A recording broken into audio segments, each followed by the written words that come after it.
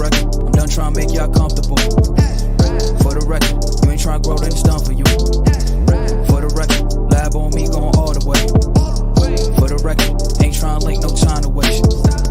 For the record, for the record, for the record, for the record.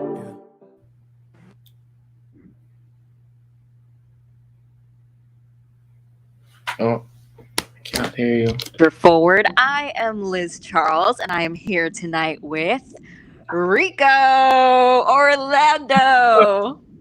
What's up, Liz? How are you? I am feeling good. I'm feeling really, really good. Yeah.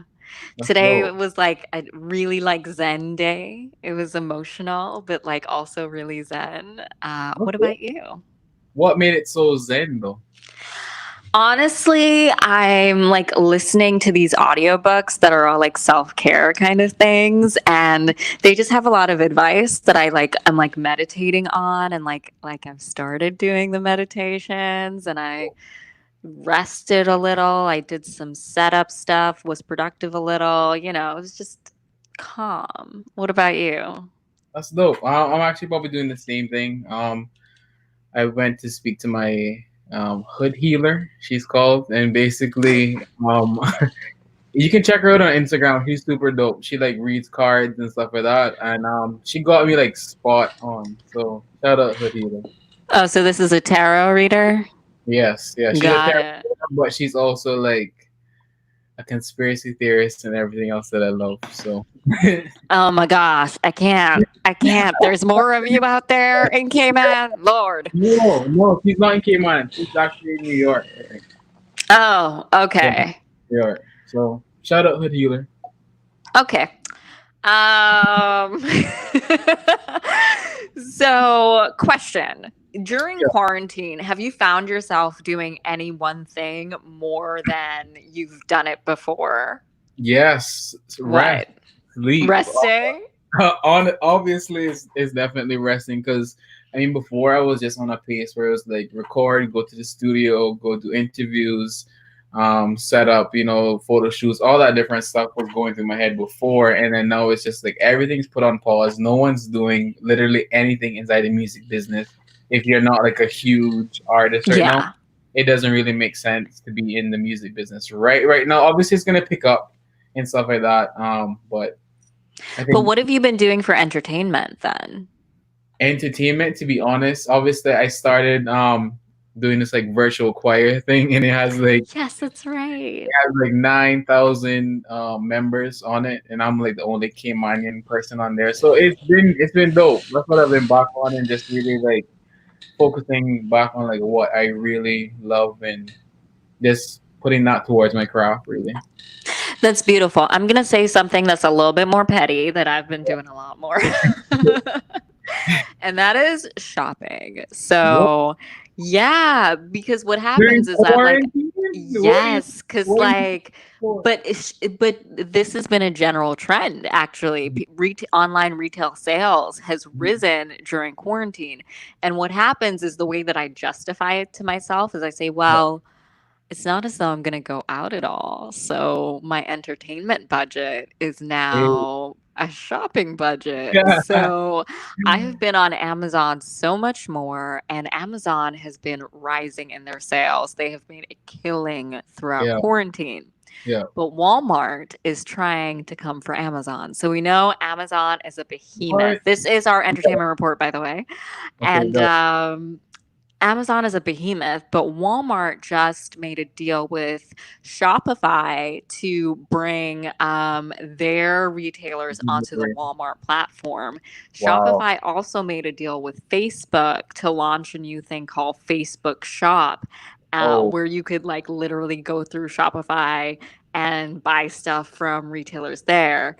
And for those of you who don't know what Shopify is, it's essentially like it's the platform that allows like individual indie sellers who are selling like different types of merchandise to be able to sell their stuff to customers. So like they're not big people, like they're independent sellers, the kind of people who like would do the same type of stuff you see on like Etsy or like small brands like that. But I think they might. Do you think they'll have a chance? Like I really mean, kind of coming for Amazon? I guess the Waltons are trying to come back for that $1 trillion, budget that my guy Jeff over there is having right now. So I think Walmart obviously can do it. Like they're known. Every household in America knows what Walmart is, and I don't think it's gonna be that hard to really grab them. But who knows? Who knows what's gonna happen with Facebook as well? Maybe joining them. I don't know. That could be a killer that Jeff is probably not ready for. Do you feel like it's almost like too late? Like people have, because I feel like it's so hard to change people's habits. Like I immediately, when I need something, I go to Amazon. Like that's the Yeah. first thing I do. I no longer go to Walmart. I no longer go anywhere else. I mean, who knows what the prices may be like, right? Like we all that has to be taken into consideration too. Is like if I can get the same thing at Walmart and it'll be cheaper, people are gonna still go to Walmart regardless. I think they're gonna have more options out there than just obviously going to Amazon, right? They'll be like, oh, let's check out whatever Walmart thing's gonna be. That's true because I mean that was Amazon's strategy from the beginning, right? They were like, we're gonna underprice Walmart and everybody else until we get them Yeah. hooked on our product, and then we'll raise the prices up. And now they have definitely raised the prices up, but Yeah. I'm hooked. So it might change because if they come with the right prices on Walmart, so time will tell. In other news, last night Dane brought up J. Cole's new track. Yeah. So, were you able to give the track a listen? It's You called know, Snow on the Bluff. Were you able to give it a listen, Rico? I was not as yet. I was super busy last night, but I think I might play it probably tomorrow or during this weekend. Okay, so I'm gonna recap that really quickly and then tell you what happened. Okay. So, J. Cole dropped the track, Yeah. and a lot of people thought he was dissing No Name on the track Mhm. because he has a lyric on it that says that he felt a way about the Queen's tone and talks about, this woman who is criticizing other rappers and celebrities for not doing as much, but Mhm. at the same time, he feels like there's a reason people aren't doing as much, and he and others maybe don't know as much as she did. Maybe they didn't have the privilege of growing up in the type of family that taught them about Mhm. disenfranchisement and that kind of thing. So even though he's college educated, she may know more, and that's why he doesn't say as much. But he ended it, and he literally said the lyrics. This is what made Black Twitter go off. Not Okay. even just Black Twitter, but like Black female Twitter go off. Whoa. Because there's a line that says, sometimes maybe you should, instead of preaching to people, like you should speak to people like they're children. Instead of dissing them, like explain to them what's really happening as though you're talking to a child, like be more gentle. And I'm going to read you the last lyrics of the song because I feel like this is why I think a little bit differently. He says, he says, I done betrayed the very same people that look at me like I'm some kind of hero because of the zeros that's next to the commas. But look here, I promise I'm not who you think. Ran into this nigga outside of the store yesterday. He said something that had me like, wait. He was like, Cole, appreciate what you've been doing, my nigga. That's real. But damn, why I feel faker than snow on the bluff. Well, maybe that's because deep down, I know I ain't doing enough. And so for me, I felt like, yeah, he might have said all that stuff about No Name, but potentially about No Name. But he ended the track by really saying, look, the truth is I might just be doing this criticism and feeling some kind of way because of a me problem. Like I'm not doing enough and I feel fake out here, people looking up to me and I don't feel like I'm really equipped to do anything in response. So Chance chimes in and he's like, yo, he doesn't like the track because even though he's friends with both of them, he thinks that, essentially J. Cole talking about the Queen's tone No Name put that as her tweet, by the way. She was like, Queen Tone was her name. He was like, that basically undermines her entire messaging. The fact that he's coming for her as a Mm, woman who's trying to like do something, and like Chance was like, we're grown men. We shouldn't need, like leave the women alone. We're grown ass men. Like she yeah. shouldn't have to explain to us things like we're I mean, children. Chance does have a point, to be honest. I think like leave the bottling and all that bullshit for the guys, and let the girls bottle the girls and the guys bottle the guys. To me, it's like if you're gonna do something like that, but then I get where J. Cole is coming from, where like you feel like you're put on this pedestal, and like you don't know if you're really like wanting to be on that pedestal. Like people are just sort of just forcing you there when like the zeros start coming in, like what he said. So I get where they're both coming from, but at the same time, I do get where Chance is coming from the most, because it's like, why are you talking about a female? To me, it's like, save it. So then No Name, she released a track last night or this morning, responding to J. Cole's track. And in her track, she says, wow, look at him go. He really about to write about me while the world is in smokes. When his people in trees, when George was begging for his mother, he's saying Oh, he couldn't breathe. You thought to write about me. That's what her lyrics are. Rico. I, I mean, she does have a point. It's like, why are you writing about me when you're like you should be? Again, though, he's like people are putting him on this pedestal where it's like he just wants to get out his own emotion, and I get that completely. When you have to just let it out and see what happens with it, but at the same time, timing is everything as well. So it's like you could have just waited maybe a couple of months down the line and put out something that's really for the movement. But So here's my issue. So Black female Twitter was tearing J. Cole apart. yeah, And like Chance, they were like, listen, you come in to criticize a woman for the fact that you're uneducated about something, like that's on you. It's not our responsibility to educate you. You need to educate yourself. Like, why? Um, and then, even people calling it a beef, I really I think this is one of the reasons I don't love Twitter, because to me this is good. Like uh, this is good discourse. Like we need to be able to show that we aren't a monolith, that mhm. people think differently, people have different types of opinions. So That's J. good. Cole can come out and say, hey, you know what? I feel kind of guilty. I feel a little like a fraud. But at the same time, she and say, maybe you can handle me a little bit more gently. Because that's essentially what he said. He was like, we can have different opinions, but and he didn't disrespect her necessarily in the sense that like he told people to go to her page. He posted her track when she did it. He basically said he respects her and that she's more knowledgeable than he is. And so I think it's good to be able to say you got one side that's saying, hey, can you teach me? I don't really like, can you treat me a little bit more gently? And another side that's a little bit more militant that's like, I don't need to teach you. Shit, You can learn by yourself. And I yeah. think it's good for us to be able to show that both of those ideologies can exist within the same community. True. Very true. Very true. I think I agree with you completely, and I want to kind of see what happens from here. Though, is like, is who's gonna respond next? Like that's my thing. Is they gonna keep going after this? Like, and what's gonna happen with like the whole community, the music community? Like, how are they gonna feel? I don't know. Yeah, yeah.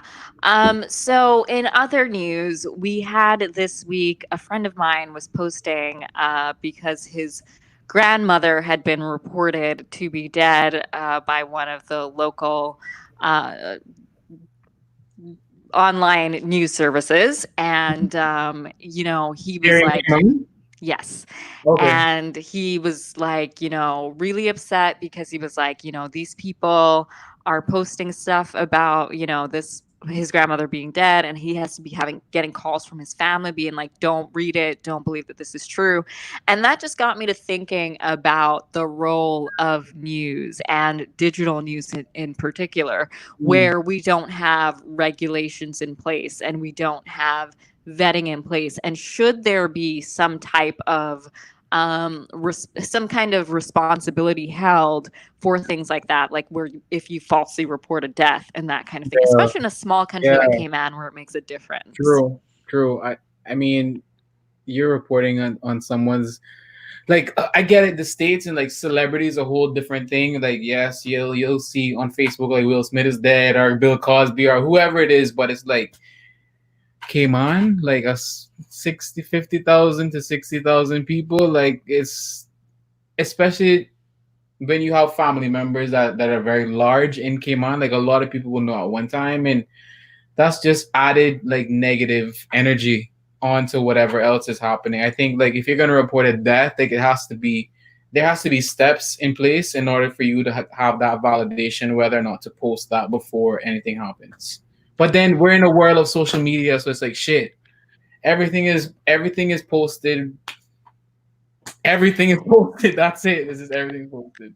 And at the end of the day, like everyone's in a rush to be the first person to say it, right? Exactly. Like at the end of the day, we all want to be, I heard it first, you heard it here first, come listen to me first. And so, and that's just a part of capitalism. And so I think it's a line that we have to tread, but it's been interesting for me to think about the way that we may need to at some point put in more regulations in our markets. Mhm. But you don't want it to be too regulated at Yeah, the same yeah, time.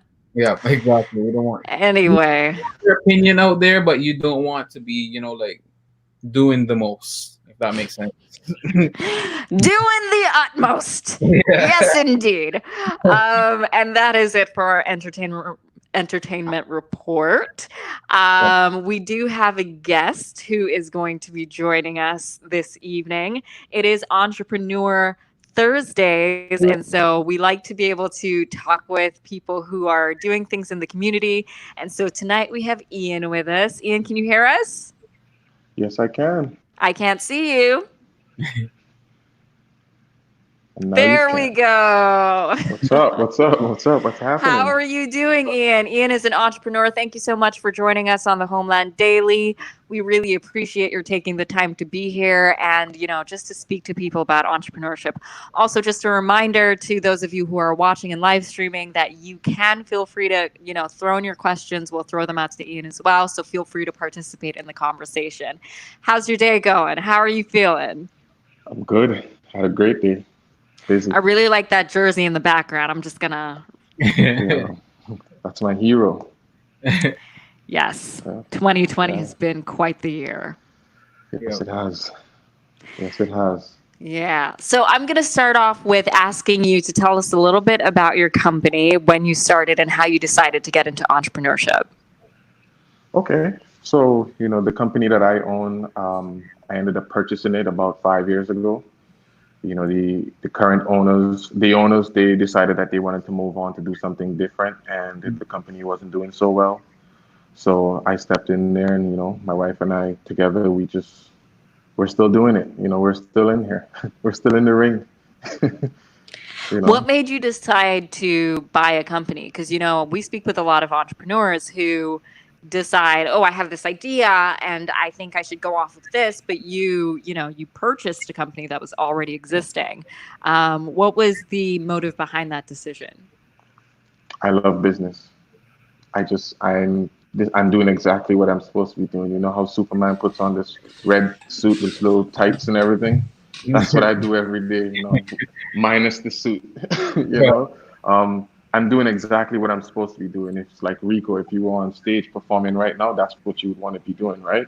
Yeah, most definitely. Like so every day, I suit up and that's what I do, and I enjoy it so much, honestly. That's amazing.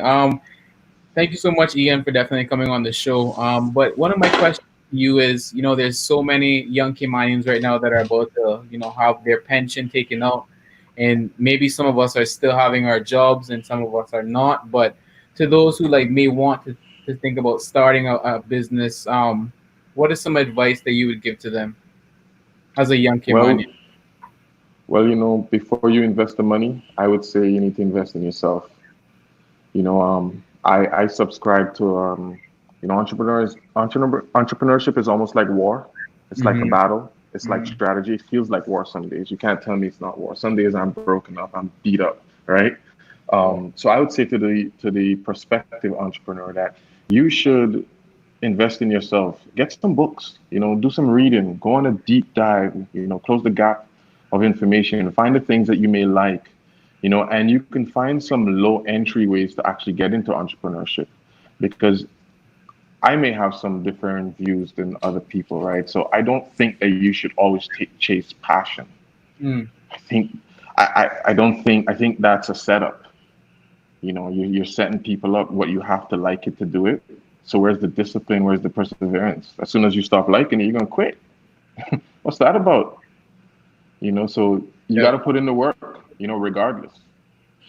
So if liking it isn't what keeps you doing it, what does keep you doing it? What keeps me doing it is I love community. The people that I work with, we're a team. My down to the cleaners to the office staff. Like we're all one team. We enjoy each other, and we're learning how to be in each other's spaces. People always say this, right? Like the place you work is supposed to be a positive place. You go there every day. You're not supposed to hate it. When I say you don't have to like it. You don't have to like doing the hard work. You just have to do it. Like there's gonna come a time where you got to put in some hard work. If you, Liz, I think you finished your master's recently. Like, come on, like there's no way that's not stressful. What are you You know, talking about? It was a walk in the park. It was great. It was of wonderful. I got no course. gray hairs whatsoever. Exactly, exactly. But you still did it, and you're happy that you did it, and you learned so much from it that you can actually go and really express your curiosity into the world. Yeah. We didn't say the name of your company earlier, so I just want to say that really quickly. You did not tell us, Yes, but yes, he is the owner of A1 Cleaners, which has been around for some time, and as he said, they've been owning it for the past 5 years. yes. And his wife, Kristen. That's amazing. So, yes. Oh, sorry. Go ahead. No, I was just going to say, A1 Cleaning Services, that is our company. We are a company built on innovation. Our innovation doesn't just come from our machinery, it comes from the way that we deal with our staff. Anyone in the Cayman Islands knows that, there's sort of an air of exploitation that kind of happens here. Expatriates get dealt with a certain way. Mm-hmm. And Mm. so our company is taking a direct stand against that. We're not going to be a company that treats our workers bad, because the people who are working for us and with us could be our relatives. They may be, and we don't even know, because, the way our Mm-hmm. ancestry is all set up and all that. So, Yeah, most definitely. And how has the COVID impacted your business? Obviously, there's tons of things that are attached to COVID, whether it's cleaning your services or the washing your hands and stuff like that. How has that really impacted your business?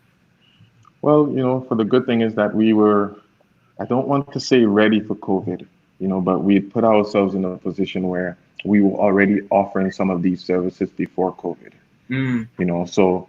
So we were able to benefit from that sort of positioning. However, the truth about it is, COVID hit us. It hit everybody.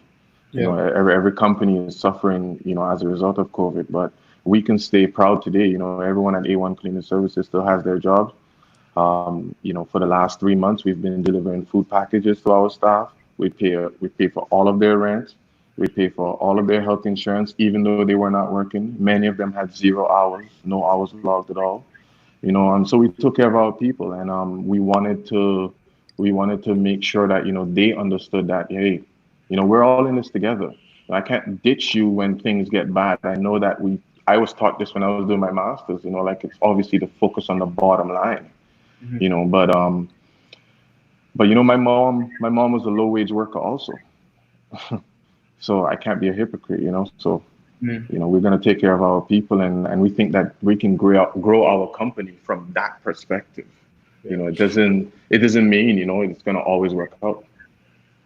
I think that's a very ethical thing that you very rarely hear. So I'm very impressed to hear that one, you didn't forget that people are people. And I Right. think that what COVID has done is actually help us to refocus on the value of essential workers, and Yes. not just the doctors and the paramedics and the frontline workers, but also the janitors, the cleaners, Yes. the supermarket workers, those people, those low skilled jobs that Yes. people used to look down upon, and now we're realizing society doesn't run without those people. Yep. Exactly. Like, so what I wonder is, you know, for you running a company that is employing essential workers, cleaners, and Yes. we saw the image earlier of you guys spraying down the school bus, which Yes. is something we definitely want to hear about as well. But how are you protecting your cleaners? How are you making sure that they're being safe for the ones who are still working?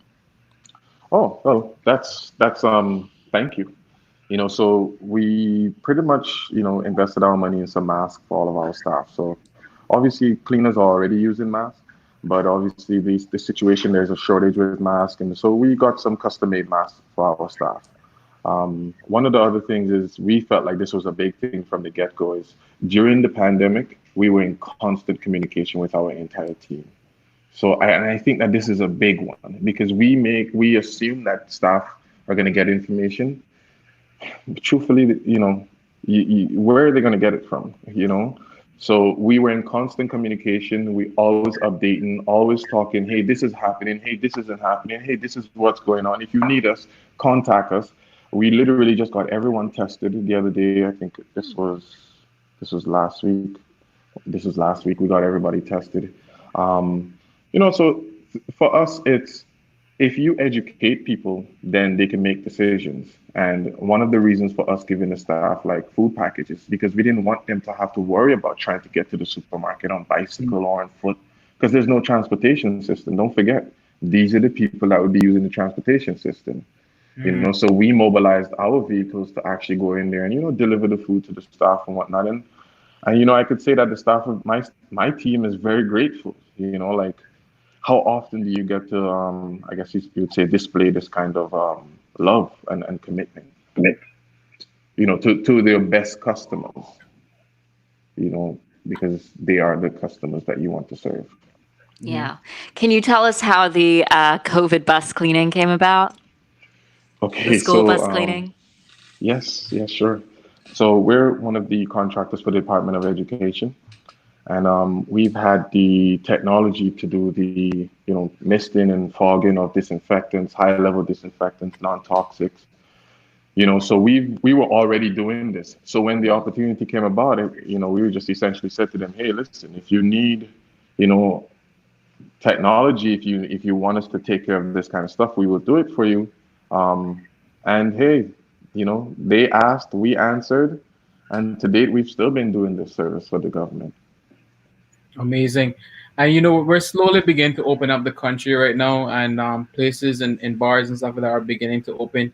Do you think that it's too soon for us to be opening up at this time? And do you also think that we're prepared for like the second wave? Because obviously we're hearing now that China's slowly to start to get the second wave of the coronavirus. Man, that is a good question. It's a difficult one to really answer, to be honest with you, because personally, I could tell you personally how I feel is that anyone who has to make the decision to open this country, Yeah. may the good Lord be with them, Yeah. right? Because I'm Yeah. happy I don't have to make that decision. I don't want Yeah. that on my conscience. I know that if I'm a guy that I won't sleep. So I'm happy I don't have to make that decision. The one thing that I do want is if we're open, I hope that we can prepare, like really prepare just in Mhm. case. So we need to be vigilant. We need to be dynamic, and we need to actually get data and crunch that data to say, hey, listen, the numbers are going up. We need to shut this thing down and not damage our economy because I am afraid of us opening up too early. Mhm. But people need to go back to work. Yeah. True. So And did you think that COVID was going to be like the mammoth it is now? Like we're all obviously still home. Our lives have been changed dramatically, and it's was once just a virus that you heard that was in China, and then it, made its way over into North America, and now it's hit all over the world. Yeah. I didn't think that it would become what it is now.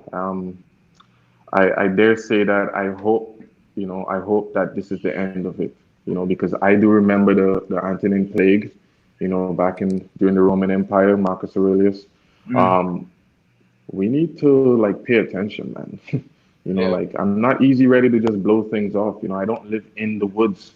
I wish I did. I wish I did away from everything. yeah, yeah. What's keeping you awake at night now? Right now, well, I can sleep a little bit better now because everything is starting to open up and I can get my team to work.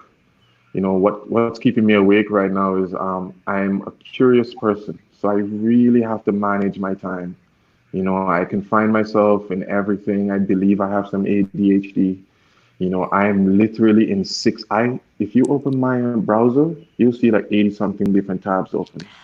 I got anxiety just hearing that, just so you know. I can't I have get that. anxiety looking at it. Exactly. So those things. I am a curious person, and I like to know. So yeah, I don't go to sleep until I'm What tired. are you curious about right now? I guess, and specifically, I want to know if there are things about your business. So you're opening back up, and you're glad about that. But are there things about your business and your work that are keeping you, or even society at large, that are keeping you awake right now that you feel a little bit of concern about right now? I so agree with that. I Right. definitely, So yeah, that's something that needs to be you know, addressed. I spend a lot of my days reading about the histories from the Columbus era, etc.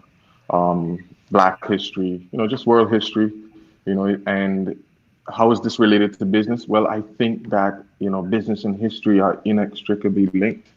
I think if you look at what has happened before, you can get an idea of what's happening next, you know. Mhm. And as we are experiencing this coronavirus, I would say to anybody that's listening to, consider the leap that we've had in the adaptation of technology.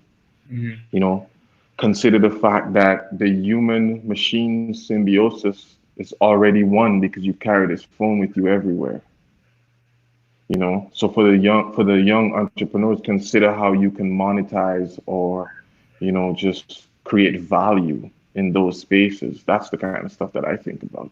you Hmm. know We're getting to the end of the show, where we ask for last thoughts. Would you mind sharing just a last bit of one more gem of advice? And Rico, actually, I think he had one more question, so Yeah, maybe we'll do that first, and then you can give your last thought. yeah, most Sure, no definitely. problem. Some people may say, "Oh, an entrepreneur, Ian, he maybe just has to lay on the beach all day while all of his workers are, at work, and he's just collecting the bank." Some people obviously think sometimes like that's the life of an entrepreneur. Give us the breakdown on what it's really like. Well, I'll say that anyone who thinks that that's what it is, yeah, you're so far off. I'll go to this. I'll try to make it extremely quick, right? Yeah. Um, think about if you are a baker, you know how to bake bread, right? You know how to bake, and you open up a business to bake. Do you think you're only going to be baking? Hmm. What about the accounting? What about the HR? Because you're going to want to hire people. Mhm. What about your marketing? What about your business process? How are you going to put innovation and just think about how you can actually improve things for your internal customers? Man, there's so many things to think about. Like I said, with a business, any business, I'm happy that I can spend my days being creative. Mhm. To me, that is the most important thing. That's why I love what I do. I can think about something and I can say, hey, you know what? Let's do this. And we try and maybe it doesn't work and maybe it does work. Amazing. Yeah, as a last thought, maybe you can share how you are creative in business, because a lot of people tend to separate those two ventures and think that they're completely separate. So, talk about how entrepreneurs can be creative in business as your last thought. Oh, perfect. Well, Like say you have a, I guess it depends. It doesn't depend on the business idea, but it depends on your ability to actually, execute. So to me, the creativity is in the execution. So much like I am a martial artist, and I may practice a certain martial art, another person who is practicing the same martial art may not practice it the same way as I do, because I am 6'4", 220 pounds, whereas another person would be, you know, I don't know, 5'4", 120 pounds. Your martial arts can't be the same as mine, but you have to be effective also, right? So essentially for entrepreneurs, you could own a mobile car wash, but how are you going to be creative? Maybe you may invest your money into a business application that allows people to actually just book you, and you can keep all of your customer relationship, information in one place. I mean, there are many different ways that you can be creative as an entrepreneur. You just have to, try to find the information and think ahead. You know, I want to leave you with one thing though before we consider this my final thoughts.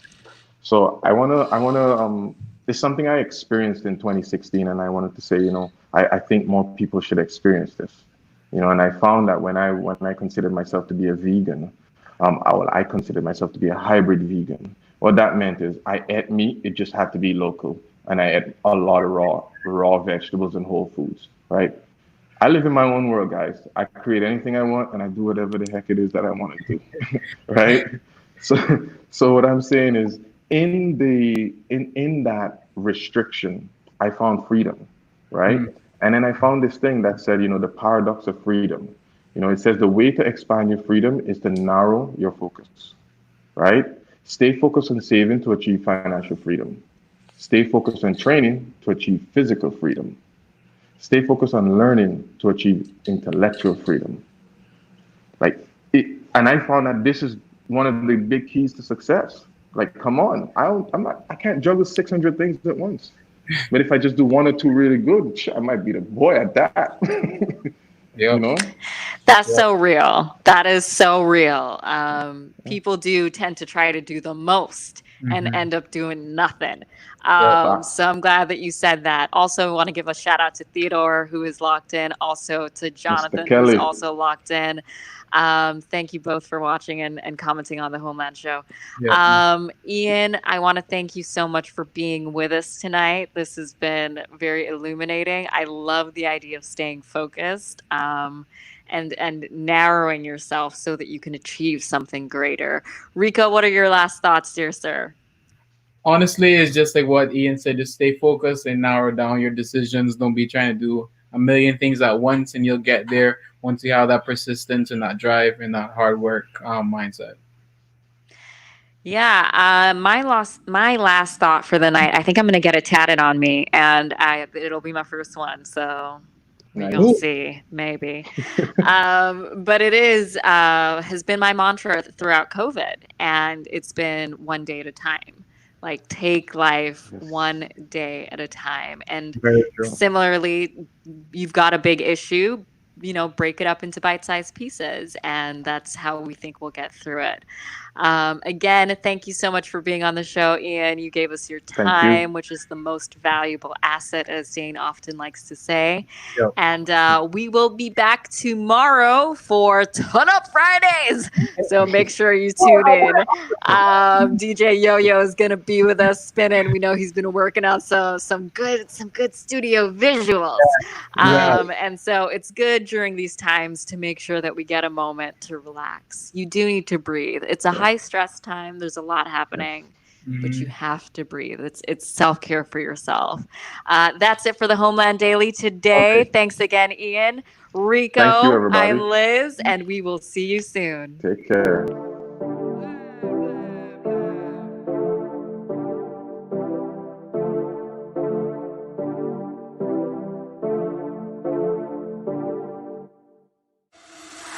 For the record, I'm done trying to make y'all comfortable. For the record, you ain't trying to grow, then it's done for you.